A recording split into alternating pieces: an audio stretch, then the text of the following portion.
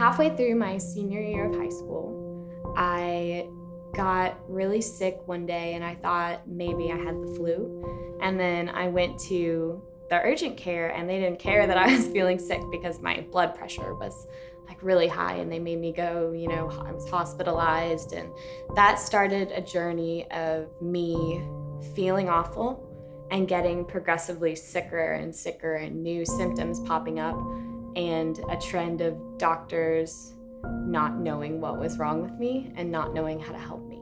I mean, I could barely get out of bed. I could barely walk, up the stairs. And I would have doctors say, well, are you sure you're not just homesick? Every day I'd wake up and I'd wonder, what's it gonna be today? How am I gonna feel today? At some point, Maggie started acting different. She wanted to go away to school so badly that she just kind of bucked up and acted like everything was fine. It wasn't, but it was enough for us to let her go. But shortly after she got there, then things started going downhill. Rich and I just discussed it, and we decided that at the semester, I just sent the truck. I said, go get her, bring her home. And she did not agree. And it was really hard. It was a prayerful decision that she made to go there. And it was everything she had always wanted. But we had to bring her home. There was no other way. So I've always been a worship leader. I know that that's what God has called me to do in the way that I can passionately serve Him with the gifts He's given me. But when I was sick, I suddenly couldn't lead worship to the best of what I used to be able to do.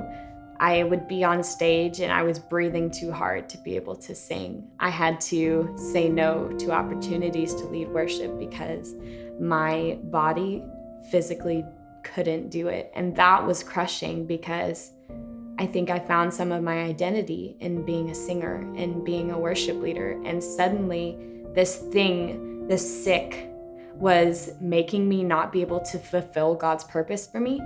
It made my identity just start to crumble and fall apart. And I didn't know how I was going to ever be a worship leader again.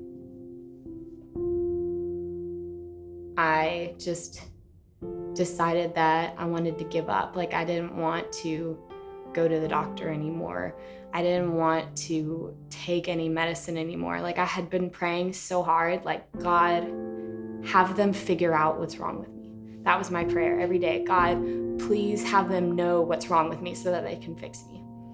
And then one day, my prayer changed to, God, heal me. So I gave up. I stopped going to the doctor, stopped taking my medicine. I remember maybe a couple days after I stopped taking everything, I woke up and I felt fully rested. And I remember crying because it was so exciting. I'm like, oh my gosh, I feel like I just got a good night's sleep. And that was the first time in 2 years that I woke up like that. And I was just better. My miracle, I was healed and my body was good. I could walk to class. I stopped using my handicap parking spot. I was just reveling in the joy of feeling better. After a little bit of that, I started to realize that my body wasn't the only thing that being sick had affected. It had really gotten to my spirit and who I am as a person and my identity. Suddenly I didn't know, am I sick Maggie? Or am I supposed to be the Maggie I was before I was sick? I was at our Delight Leadership Conference. We were going around the table sharing with the other girls what our struggles were. And I said, well, identity. I feel like I lost who I am. I keep trying to find out who I am. And this girl just goes, ah. I was like, excuse me? And she said, I think God wants me to tell you this. You are a clean slate. This isn't your time to figure out who you are. This is your time to live and be who God wants you to be.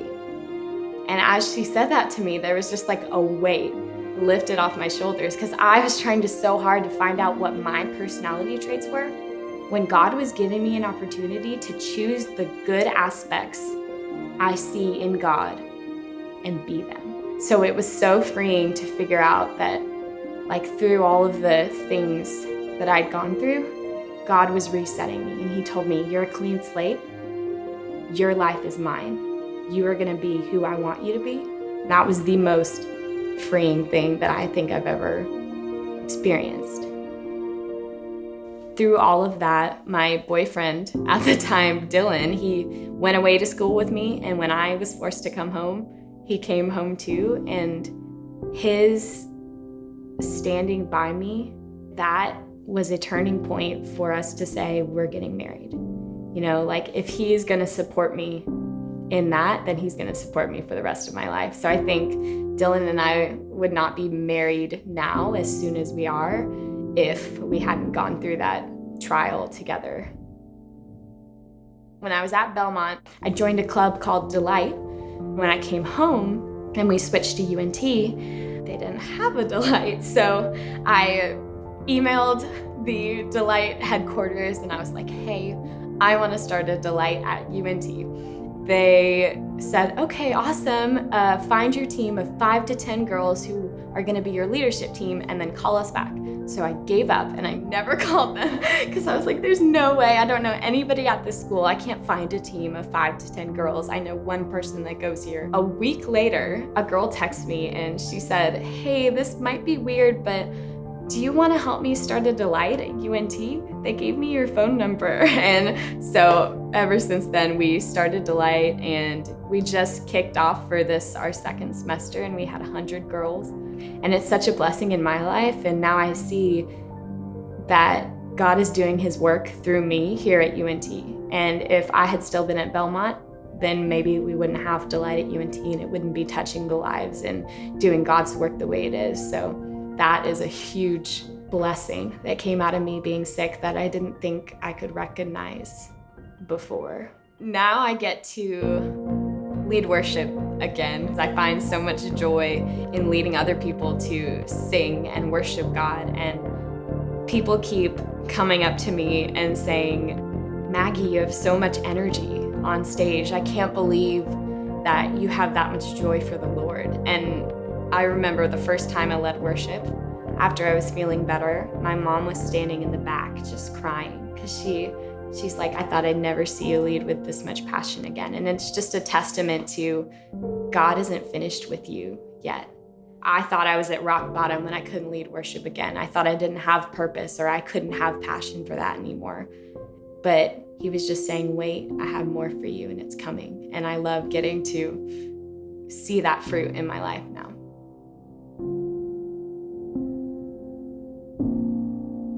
My name is Maggie Sawler, and I'm so excited for where God is leading me.